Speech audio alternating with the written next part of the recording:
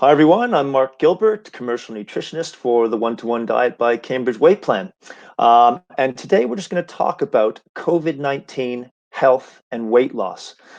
So of course, over the last year, COVID-19 has reinforced the importance of diet and weight loss. And as many of you have seen, a lot of my recent work within the business has been spent looking at the science surrounding how diet and weight loss affect your risk. So today I'm just going to go over some of that science and research with you. Uh, First, we'll look at the many diet and weight-related risk factors. Then we'll look at how to minimize your risk of both catching COVID-19 and of having a severe outcome if you do catch it. So we're going to look at how obesity and various diseases increase risk. We'll look at how obesity itself increases COVID risk, and then we'll look at how obesity-related diseases or comorbidities, diseases related to obesity, how they increase the risk. And then we'll look at what we can do to minimize the risk. So it was realized early on that obesity was a risk factor for COVID. Statistics are changing all the time, but from what I've read and seen, and if you average everything out, it looks like obesity makes you about 1.5 times more likely to get COVID, and it makes you 3.5 times more likely to experience severe symptoms and disease if you do. So why does obesity itself increase the risk? Well, first of all, the virus enters the body through a receptor called the ACE2 receptor, and fat cells have a lot more of these receptors. So effectively, that means the more fat cells you have, the more potential entrances the virus will have into the body. It is well established that being overweight reduces immune function. Not only that, but the higher blood sugar in most obese people makes them more susceptible to viruses. But it gets worse than that because exposure to the virus itself further increases blood sugar. So this creates kind of a spiral of escalating blood sugar and escalating COVID disease severity. On top of this, immune cells called T cells are suppressed in obesity, and these cells seem to have a particularly important role in fighting the virus. Finally, obesity makes breathing more labored and difficult in those who contract the virus and impacts sleep.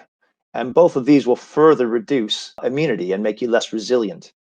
Let's look at these comorbidities, these diseases that go along with obesity. As we all know, being in a calorie surplus for too long, that is, eating more than you're burning off, more calories than you're burning, leads to obesity, but it also leads to the obesity comorbidities. It is not clear to what extent obesity itself or the diseases that accompany it cause severe COVID because there's so much overlap between the two.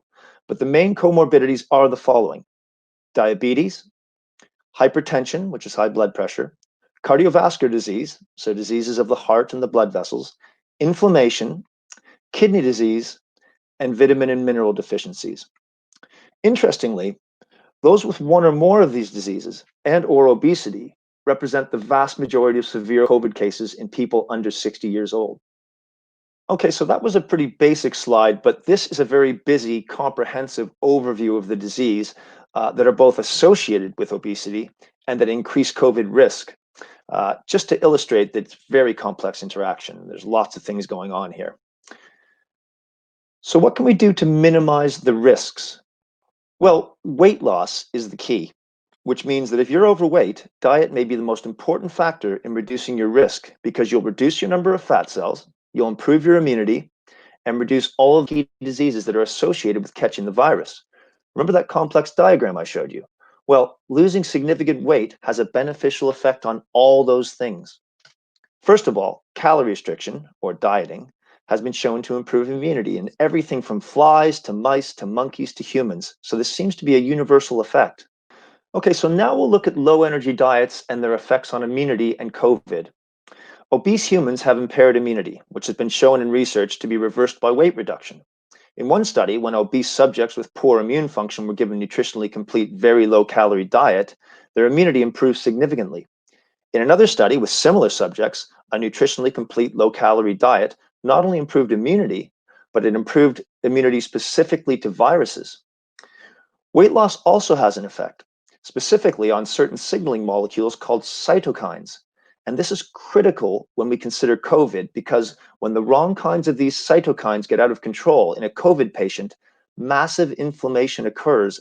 And this is often what requires emergency treatment and the worst possible outcomes of the disease. Weight loss decreases levels of the cytokines that cause inflammation, and it increases levels of the ones that decrease inflammation.